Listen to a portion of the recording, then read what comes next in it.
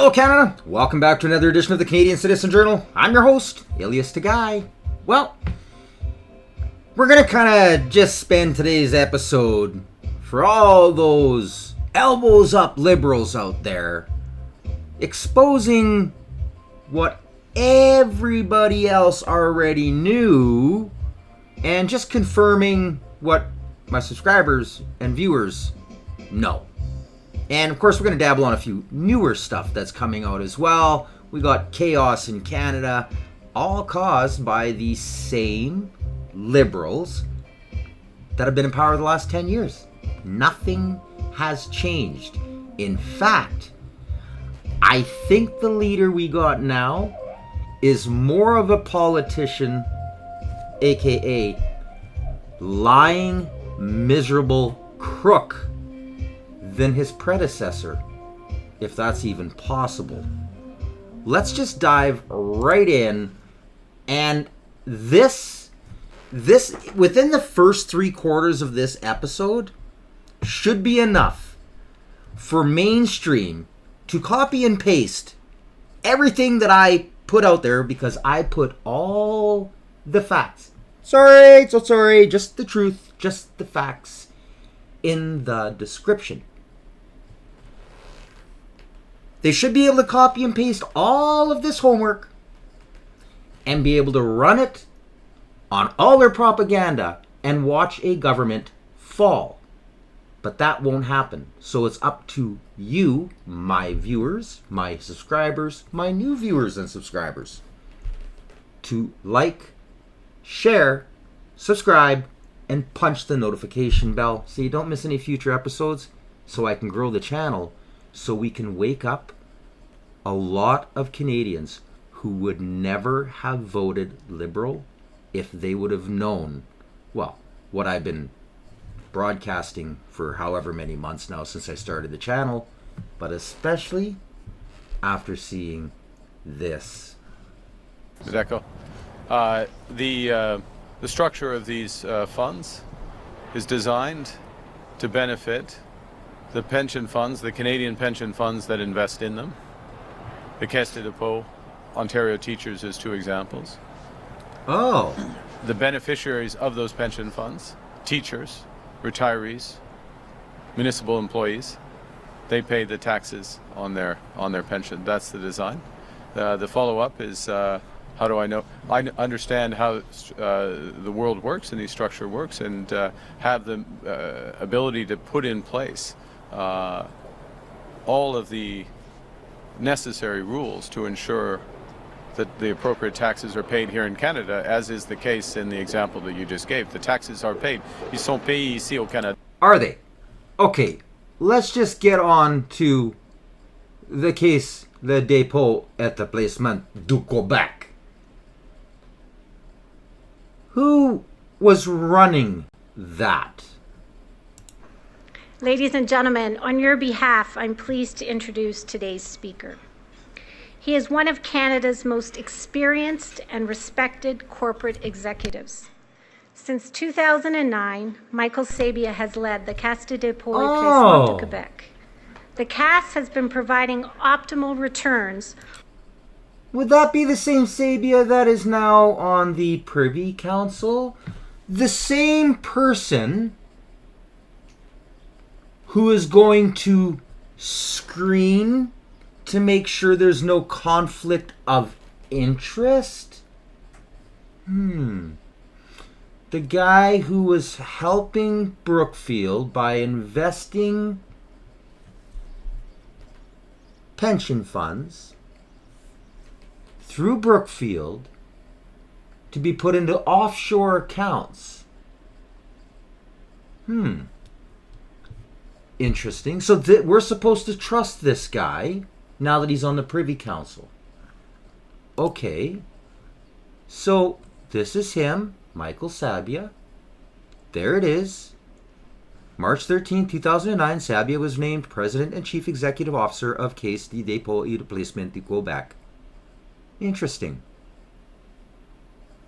His mandate was renewed until March 31st, 2021.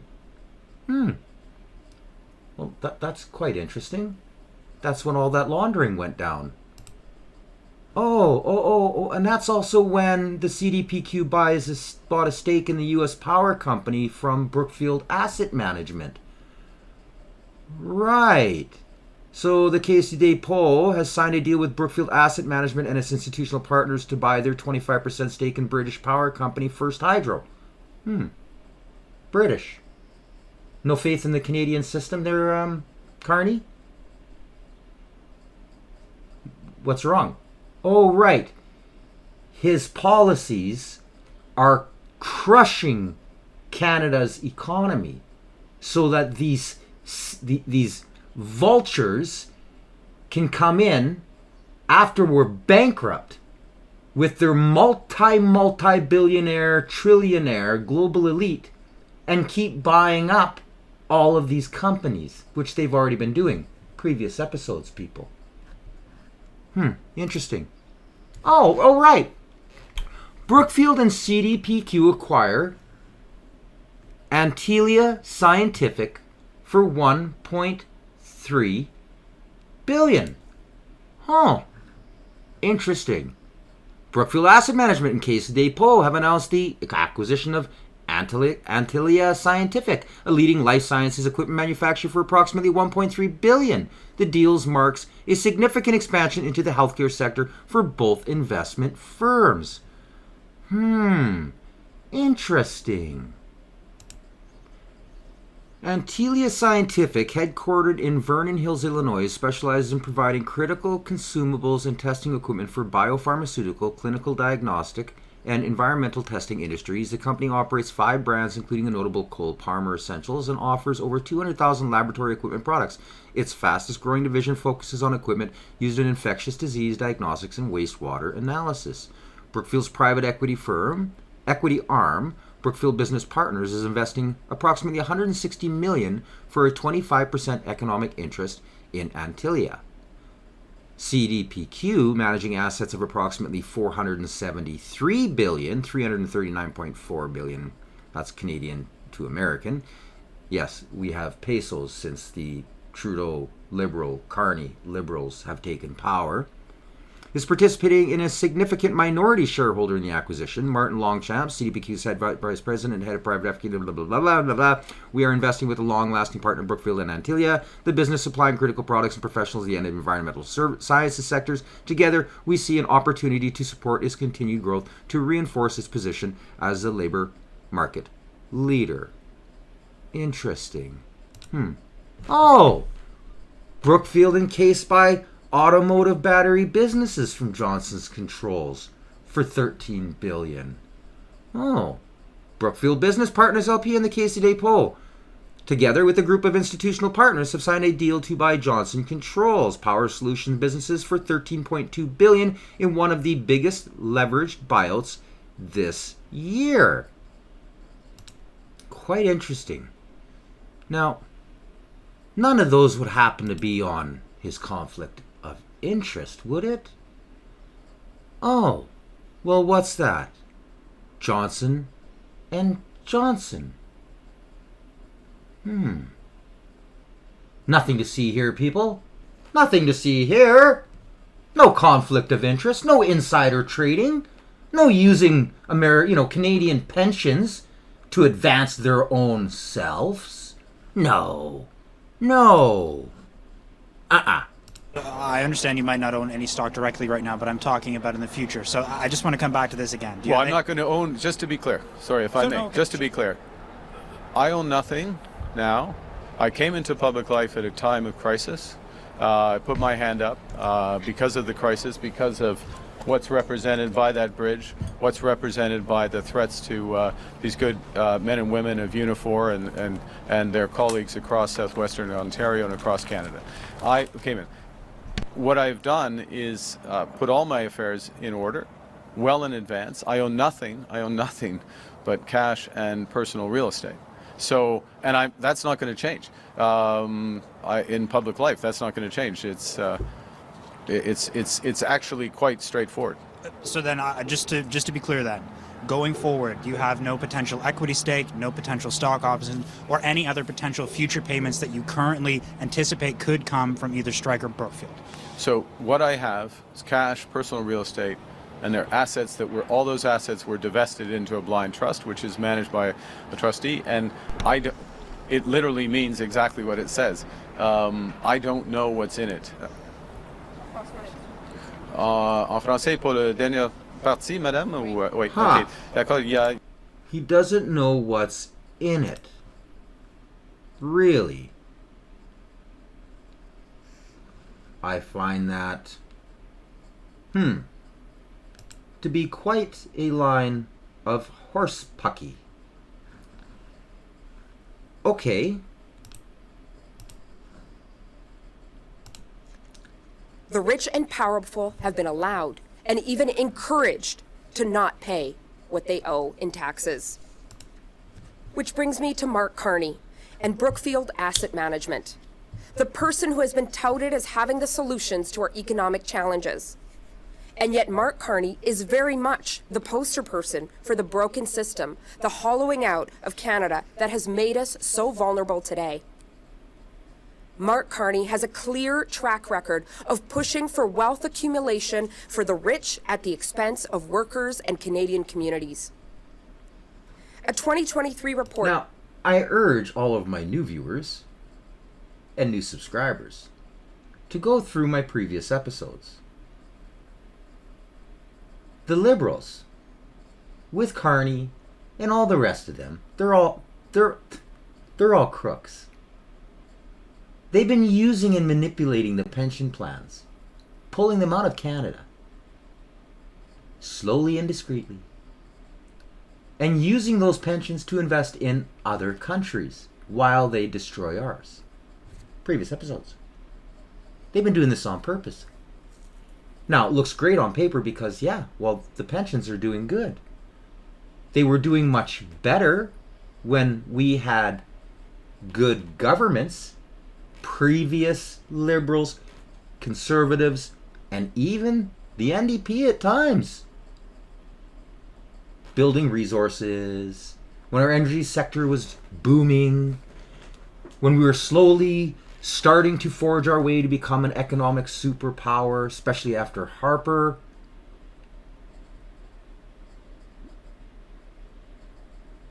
Those pensions, well, why would you pull them out of where they were doing good unless you purposely tried to crush the companies in Canada? They did so with their legislation. C-69 being a biggie, as well as a dozen others. They have been personally profiting off of your pensions while they crush Canada. And then they come in and they buy up or buy major shares in these starving companies. Now, look at the one pipeline that your tax dollars built. Again, previous episodes. Who just all of a sudden showed up out of nowhere and bought stock, shares, and ended up getting, a negotiated deal to use the pipeline, while other companies who were supposed to get the pipeline can't afford the prices and are in court right now saying, hey, what about us? Previous episodes, people. From the Centre for International Corporate Tax Accountability and Research called Brookfield Canada's top tax dodger. In 2021, Brookfield Asset Management dodged a jaw-dropping $6.5 billion all on its own, according to Canadians for Tax Fairness. Ouch! In 2021 alone, Canada lost $30 billion in corporate tax revenue to offshore havens. This means that 1 in 5 of all the tax dollars corporations diverted from the Canadian public came from Brookfield alone. 1 out of every $5 came from Brookfield alone. That we know of, people. Nobody's investigating the pensions. Nobody's investigating the backdoor dealings, like with the new Privy Council. If there's no questions, there's no answers. Make sure you like, share, and subscribe, because mainstream still isn't talking about all of the conflicts of interest. No. Instead, they're going, get the ball. Nothing to see here. This is obscene, and Canadians are paying the price. Today, we in the NDP are calling on Mark Carney to come clean about his role in Brookfield's exploitative practices. Did he help Brookfield dodge taxes? Yes, he did. Canadians deserve to know. He was the head chair while all this was going on. We must be clear, there is a real cost to corporate tax avoidance. With the tax dollars Brookfield hid in offshore accounts in Bermuda, we could have invested in healthcare, affordable housing, and desperately needed infrastructure on First Nations. Today, we are calling for tax fairness to strengthen our sovereignty and our fight against the American administration, bold action that will begin to reverse the hollowing out of our economy and the inequality and vulnerability many Canadian workers face because of that hollowing out. Hollowing out. Well, who would want to hollow us out even more? It would have to be somebody who is invested in pretty much all American companies. Now, who would that be? Interesting. Monster Beverage, Moody's Corp, Novo Nordisk, NJI Holdings. Oh, 97.8% of his holdings and stock and investments are all American. Interesting. Very interesting. So then it would be in his best interest to not get a deal? That would probably make sense. I don't know. Let's take a listen. I expect that the discussions will intensify between now and the end of the month. And you may want to rewind this clip after you listen to him and read the subtitles. And listen to the guy screaming in the background. Anyways, moving on to Crooked Carney. And we'll be working hard on that. At the same time, we need to recognize that the commercial landscape globally has changed. It's changed in a fundamental manner. And we will continue to focus on what we can most control, which is building a strong Canadian economy. And that's part of what we'll be discussing in Cabinet today. And a strong Canadian economy, to be absolutely clear, includes a strong steel industry. It includes a strong Canadian auto industry, a strong Canadian aluminum industry, copper industry, and others. And we'll be focused on what we can do to support that. Okay.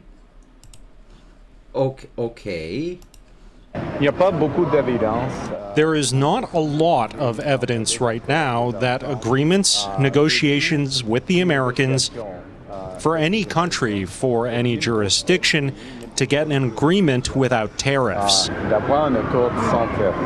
The Prime Minister says Canada may have to live with American tariffs even if a trade deal is reached. Mark Carney was heading into a virtual cabinet meeting to discuss the volatile trade situation with the Americans. He says he expects Discussions will intensify between now and the end of the month, and we'll be working hard on that. Canada and the U.S. initially settled on a July 21st deadline for a new deal, but last week President Donald Trump posted a series of letters online highlighting new tariff rates set to take effect August 1st. Canada's rate would be 35%. On Monday, Trump suggested the tariffs are settled while also saying he's open to talking. The deals are already made. The letters are the deals. The deals are made. There are no Because Carney went on holidays to Australia. Yeah. And then when he got back, he did a couple lavish stays in Ontario and BC and wherever else. He doesn't care about you. He doesn't care about Canada. Who's going to benefit from these tariffs? Somebody who's invested heavily in the United States market. No deals to make. They would like to do a different kind of a deal, and we're always open to talk. He didn't mail out letters to everybody, which is how mainstream's trying to put it out. He didn't. He's in talks with, there's like 70 some countries right now. They didn't get letters. There's 3 that big ones, China, the UK, and another who they didn't get letters. They've been negotiating. They've been talking. They got a partial deal made. Why hasn't Canada been trying to make a deal? Who benefits from dropping the DST? Oh, right. The same guy who's invested in companies that are part of that internet tax highway. That would be Mark Carney. Bombshell news today. For years, Mark Carney's company, Brookfield Asset Management, has been accused of using offshore tax havens and accounting tricks just to avoid paying taxes in Canada. In June 2023, Brookfield Asset Management came under international scrutiny for its tax practices, including offshore accounts in Bermuda. A report by the Center for International Corporate Tax Accountability and Research alleged that Brookfield consistently pays low tax rates by leveraging global tax havens, including the tiny island territory of Bermuda. But can Mark Carney be blamed for that? Well, apparently yes. This morning, CBC released a report outlining the complex offshore tax structure that Carney used to help investors avoid paying taxes in Canada. While Mark Carney was the only reason CBC ended up doing anything on it is because of people like you, like sharing and subscribing to all of us independents, who puts pressure on them. Because if they don't pick up the story, they lose more and more viewers. They are in a steady decline. They are a dying breed. People are sick of the lies. So thanks to all of my viewers. And I've got great viewers, great subscribers. I get some wicked emails. Man, I get information. You name it. Like, I actually got half of the list of some books that I did on a previous episode, which I urge you, I did it on last Friday, to view. I got snuffed hardcore, majorly censored on the supposed book banning. Right. Thanks to my viewers, I'll probably be doing another episode on that in the future, which I won't censor because why would I? I'm sorry. So sorry. Just the truth. Just the facts. At Brookfield, he personally managed $25 billion in assets across 2 major funds, the Global Transition Fund 1 and Global Transition Fund 2. And where did Carney decide to register these funds? You guessed it, the notorious tax haven, Bermuda. So, why Bermuda? Well, according to the accounting firm KPMG, in Bermuda, there is no income tax, there's no capital gains tax, no dividend tax, and no withholding tax. This makes it one of the most attractive tax havens in the world. In total, Carney's company registered 44 limited partnerships in Bermuda for investors in these funds. This is Mark Carney and his uber-rich, powerful friends at Brookfield working hard to pay as little tax as possible in Canada. The utter hypocrisy of this Liberal Party that ran around calling small business owners and farmers tax cheats is led by a guy who put so much effort into moving money out of Canada, all to avoid paying taxes. Maybe that's why Mark Carney wants a shadow carbon tax, to make you pay for all the taxes he skipped out on. You know, the taxes that pay for things like healthcare, education, support for seniors and the needy, police, and national defense. Mark Carney wants you to believe that he cares, but he won't put his money where his mouth is. And Carney refuses to answer questions about his time at Brookfield because he doesn't want you to know the truth. Here's what his campaign told the CBC, quote, "A spokesperson for the Liberal Party refused to answer questions about Carney's activities at Brookfield or whether he had assets in tax havens before they were placed in a blind trust." Oh, and guess what? Son of a gun. Some of those companies are on this list. Isn't that shocking? Huh. Very, very interesting. Now, why won't Carney answer such a simple question? Is this why he won't release his personal assets and conflicts of interest? How many other secrets does Mark Carney have? Mark Carney is the most conflicted and compromised prime minister in history. He needs to come clean, release his finances and conflicts of interest so Canadians can decide for themselves. Now, it's too bad that was before the election, and because of the propaganda arm of Canada, the socialist propaganda, who pretty much control everything you see, even the radio stations, people, it's all CRTC regulated. You are bombarded with propaganda. And the more you watch my channel, and you see how I divulge it, you will slowly pick up on little things where your ears will go, what? Well, that's bullcrap. I've studied propaganda for decades. After a while, it's amazing how you can pick it up. And let me tell you, Canada makes Russia look sick when it comes to propaganda. What's the advantage, though, of putting it into a place like It ensures that it's an efficiency of a structure, so that ensures that the flow through goes to the entities that are resident in the countries. But is it avoiding tax in any way? It doesn't avoid tax because the tax is paid in, for example, the examples all I gave, the taxes are paid in Canada, yes. Okay? Okay. Next question. Back. Okay. Hi, Mr. Carney. Mackenzie Gray with Global News.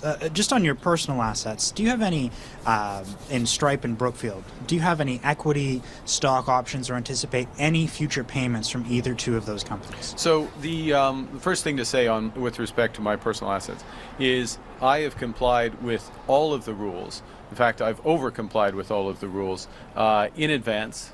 So months and months and months in advance. On purpose. To hide the books, people. This man is so corrupt. He is the epiphany. He is the glowing star of what all of the liberals that have been ruling for the last 10 years want to be and have been propping up and making money off of. Using you. Using your pensions, using your stagnant wages, using your lack of jobs, crushing all of the businesses to come in and pick the scabs apart. This is what the liberals have been trying to do for 10 years. Now the general has stepped up to the podium. This is what everybody was warning about, myself in particular. One of the reasons I started this channel, because I saw what was going on and figured, you know what? Might as well put my money where my mouth is. Speaking of which, I don't make any money, so if you want to donate, email's there, or you can buy some of my super groovy clothing. Moving on. And put in place both divestitures. So I actually don't own directly any stocks in those companies.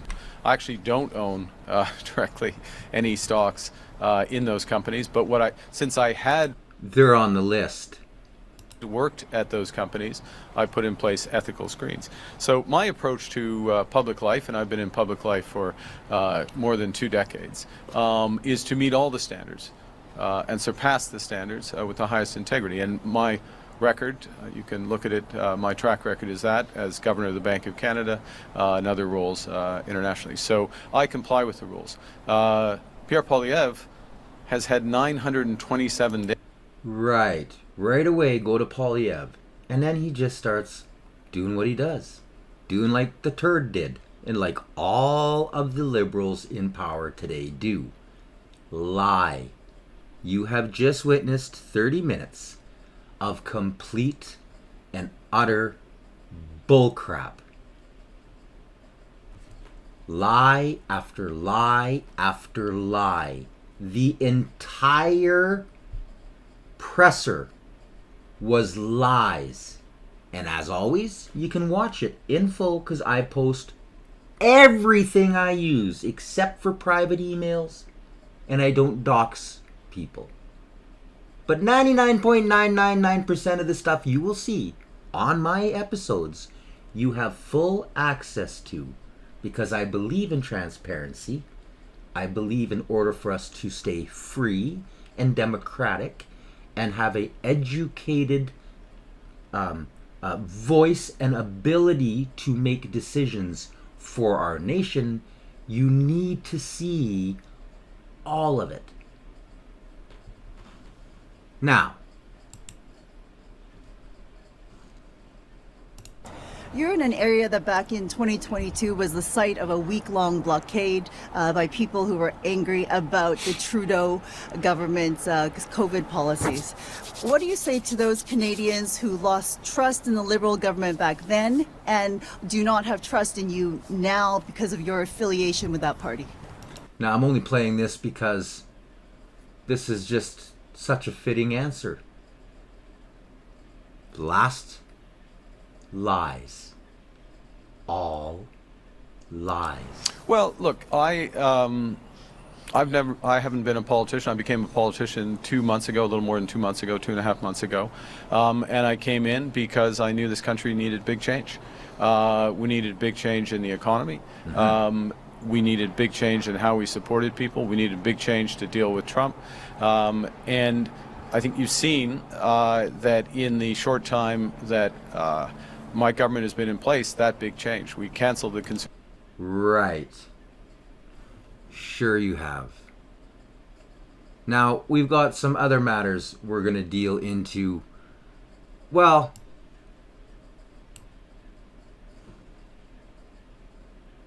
let's invest in green energy.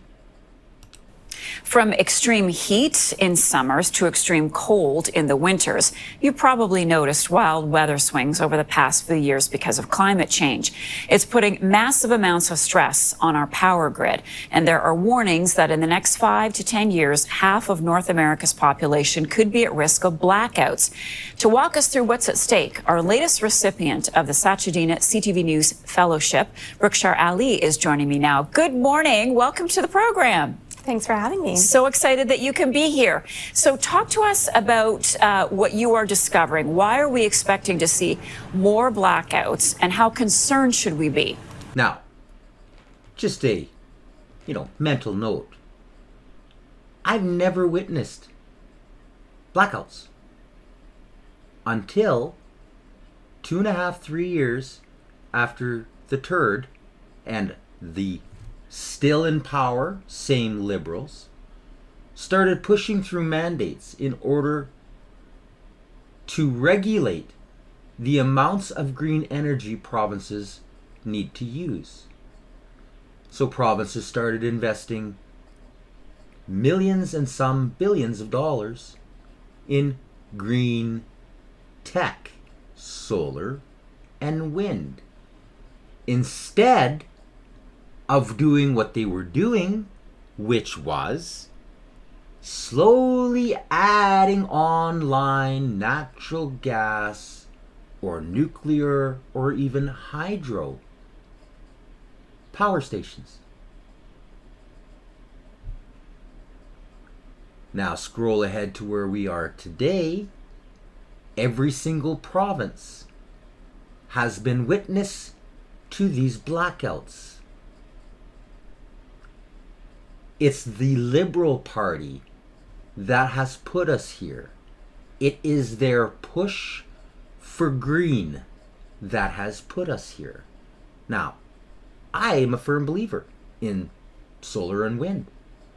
I also know, because I've dabbled in it and I've studied it, it works way better on an individual household basis. Instead, these greedy mongers are trying to corporatize it. They are blanketing fields that could be growing food and trying to sell power to stop consumers from free energy. I will be doing an episode on this, and it'll probably be a 2 or 3 part episode, because I've literally warned people about this, friends and family and anybody that I could, for the last 15 years, because I saw it coming. As the technology got better, the companies realized we're going to lose the ability to make money off of the most crucial part of living in hot and cold climates, which is energy. This whole, everything she's talking about is caused by putting in mandates and regulations to push unreliable energy. Yeah, no, experts are really concerned. The thing that they're seeing with these extreme weather events is that they're getting more frequent and they're getting more severe. And this really matters because, you know, we're seeing a bunch of extreme heat warnings across the country right now. And for a lot of people, getting to air conditioning can mean the difference between life and death. And so I have some context for you here. In the decade ending in 2023, Canada's 10 most significant weather events caused nearly 20 million electricity interruptions for customers.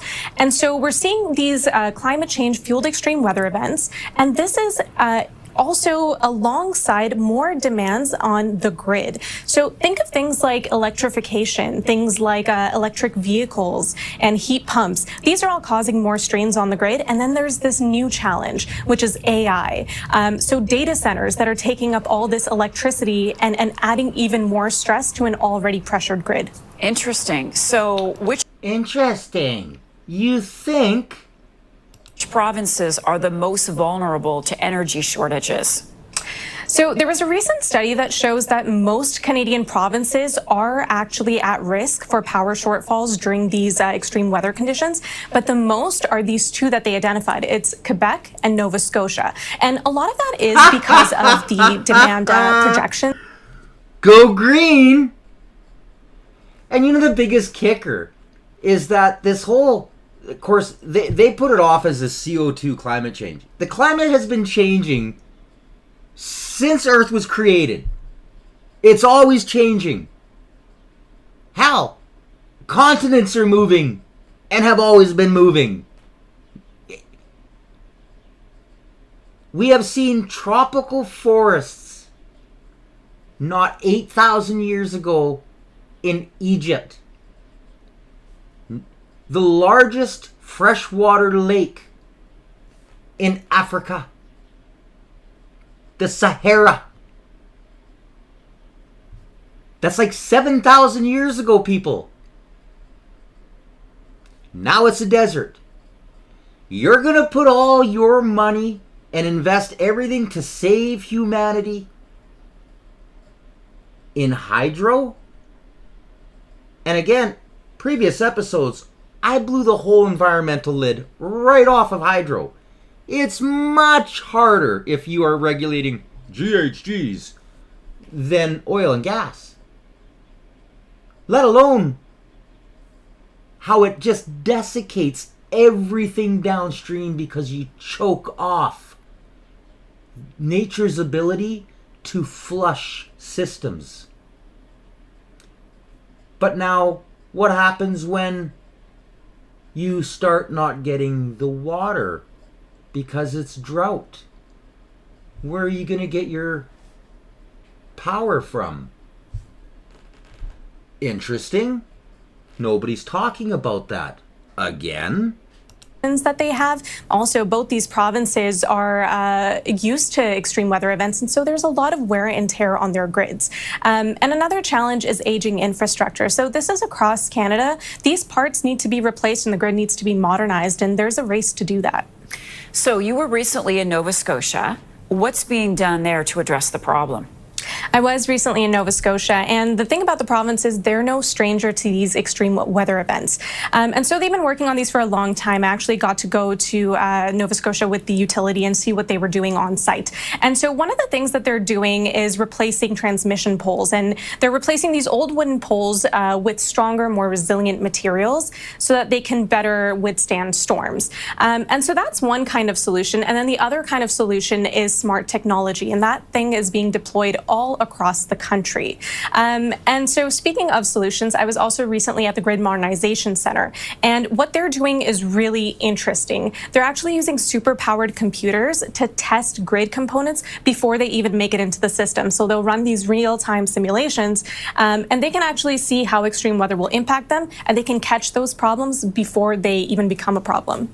Canada is trying to reduce our reliance on the U.S. when it comes to trade, but the Prime Minister has also pushed for energy sovereignty. So where does this stand right now, and how challenging will this be? Right, that's exactly right. So Prime Minister Mark Carney did talk about this during the campaign trail, that he wants to open up these energy corridors in between provinces. And so the recent bill that was passed, Bill C-5, is meant to expedite these major nation-building projects, and energy corridors could be a part of that. But of course, it wasn't without controversy. So a lot of Indigenous communities came out and said they were concerned that they won't get a say as these projects are fast-tracked through approvals, and it might hurt the environment. What's interesting is that now comes propaganda. You heard her switch over. Even the questions. They're not talking about the actual facts of why we are seeing these outages and the strains on our grid. Look what happened to Spain a week ago? Previous episodes. Blackouts, like hundreds upon hundreds of millions of freezers, rotting food with refrigerators, greenhouses where cycles went out, water contamination. All heck broke loose because of solar and wind technology. It cannot take the load. I'm not going to play any more of this clip. If you want to watch it, as always, you will find everything in the description. It just gets into verbal diarrhea, the entire propaganda, and avoid the actual real questions. Now, maybe before I play that, let's just do a reminder of what a real leader, which is all of my subscribers and most of my viewers, and this guy. You previously called for severe limits to population growth in Canada. Can you clarify what you mean by that? So, first of all, I'll tell you what I don't mean, which is natural population growth. That is almost non-existent in Canada. We have roughly the same number of people who die as who are born. So all of our population growth, in fact, in the last quarter, I think there were more deaths than births. So what I am referring to is migration, net migration. We have millions of people whose permits will expire over the next couple of years, and many of them will leave. We need to ensure that more leave than come in over the next couple of years while we catch up. Well, housing, healthcare, and jobs can catch up. We've had population growth of roughly 1 million a year under the Liberals, while we barely build 200,000 homes. Our job market is stalled, and yet we're adding more people to the workforce. Our young people are facing generational highs in unemployment because the multinational corporations are giving jobs to low-wage temporary foreign workers and that ultimately leave our young people without opportunities. Our country is divided, and we're not able to integrate people at this pace.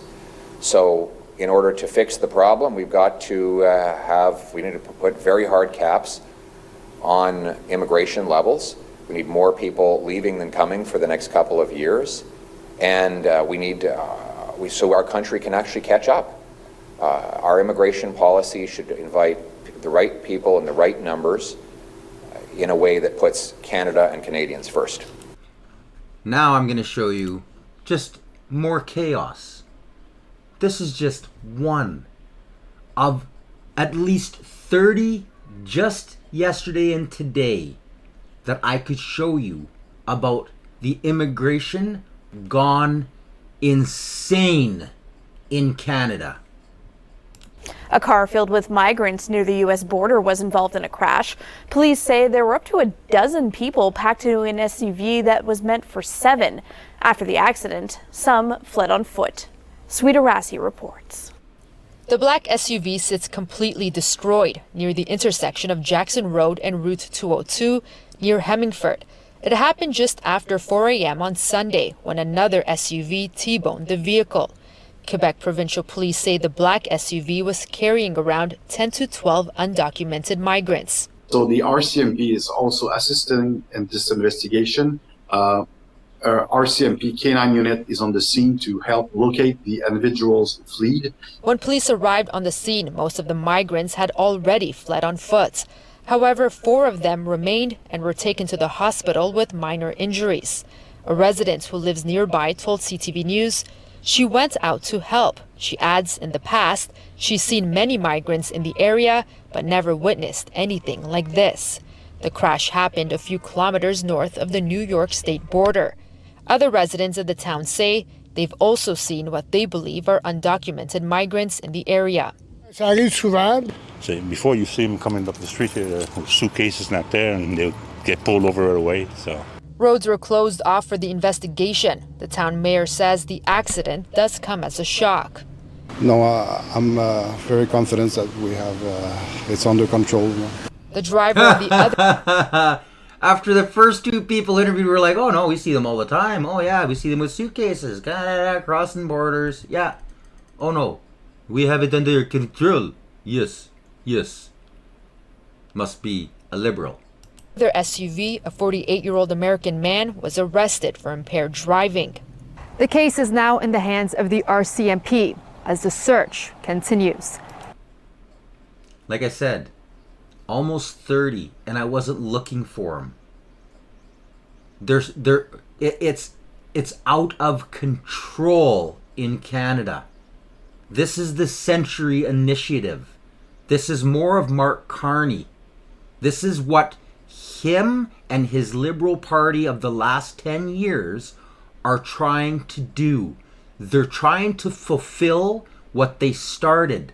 This is why so many people were trying to get their voices out to the rest of Canada who are oblivious to the actual actions of what this Trudeau, Carney, Liberal, fascist government is trying to achieve. It's the seriously, it is the destruction of Canada for profit, not for us, for them. Now, 121,000 ballots went uncounted. 120,000 mail-in ballots issued for the April 28th general election were never counted, according to Elections Canada. The agency earlier apologized for dumping uncounted ballots in a British Columbia returning office and mislabeling ballots in a Quebec riding that gave Liberals an upset win. Special ballots are used when an elector votes by mail or when they vote in person at local elections. Canada office. The agency wrote in a notice data on special ballot voting kits. This does not include special ballots issued to electors voting through the Vote on Campus program from outside of their electoral districts. A total of 1,321,449 mail-in ballots were issued at voters' requests. Only 1,200,808 were counted. Elections Canada did not say whether the remaining 120,641 went unused or were late returns. The agency on May 7th apologized after 822 mail-in ballots cast in 74 contests nationwide were left uncounted at a returning office in Coquitlam, BC. The members of House Affairs committee have asked Chief Electoral Officer Stephanie Perreault to appear for questioning over irregularities, including a Liberal upset in Terrebonne, Quebec, by a single vote after Elections Canada admitted mislabeling mail-in ballots. Liberals gained another Quebec riding, Abitibi James Nunavut, where official turnout was below average at 47.6% on complaints of unexplained poll closures. We are demanding transparency from Elections Canada, Bloc MP Sébastien Lemire said June 2nd. It should be accountable to voters. Electoral Officer Perreault earlier acknowledged unfortunate irregularities in the 2021 general election. Obviously, any late ballot is unfortunate, he testified at 2022 hearings in the House Affairs Committee. Records show that year's elections, 1.3 million voters requested mail-in ballots. A total of 123,000 ballots were mailed with insufficient time for voters to return them by a filing deadline. A total 90,000 returned late and were not counted, according to the agency's report on the 44th general election.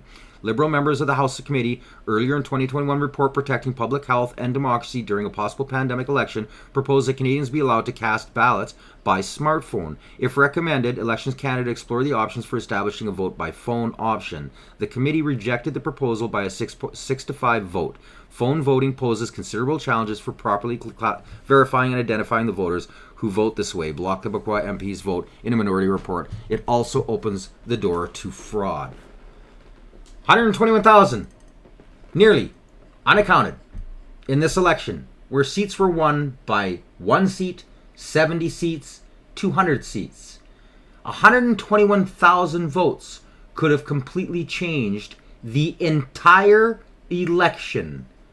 It could have given a massive majority to the Conservatives, or even the Liberals. It could have even put a few NDP in. That number of votes. We need transparency. We need a full investigation. This is just more reasons why people don't trust our electoral system. Yes, it's broken. Why? Well, there's still 11 MPs that got voted in again, that were put there by China. Bussing in people. Nothing. Zero accountability. Media, crickets. Moving on. Now, again, mainstream likes to tell you, oh, this whole drug thing at the border that Trump's talking about. No. It's minuscule. We're not a problem. We're not a problem at all. Sam Cooper, the Bureau. DEA busts Canadian narco whose Chinese supplier promised to ship 100 kilos of fentanyl precursors per month from Vancouver to Los Angeles. A senior Indo-Canadian gangster from an ultraviolet British Columbia-based fentanyl trafficking gang with ties to Latin cartels, Chinese triads, and Hezbollah, yes, that's Hezbollah, was taken down in a stunning U.S. government sting that saw a thick-accented Chinese narco casually promise an undercover agent at a Vancouver cafe that he could ship 100 kilograms of fentanyl precursors per month from Vancouver to Los Angeles using his trucking company fronted by an Indo-Canadian associate. Again, previous episodes, I expose all this. Thanks to Sam Cooper. This is all the Khalistani, Muslim Brotherhood, all of these T organizations, extremist organizations who are taking over the tow truck industry, the SEX trade. We're talking everything from stealing people to drugs to guns to all of it. The States knows what's going on. The only reason Canadians don't is because of propaganda television. And all of the heads of these organizations are appointed by our government, the fascist liberals. They've been in reign long enough. They have allowed the infiltration of every single part of our society. The case is detailed in a sprawling DEA probe spanning Turkey, Mexico City, Dubai, Australia, Toronto, Vancouver, Montreal, Hong Kong, and Los Angeles, all captured in a 29-page affidavit with scenes so surreal they could rival a Hollywood script, complete with underworld nicknames like Burger, Queen, and Darth Vader. Can't make this stuff up, people. Only in Canada.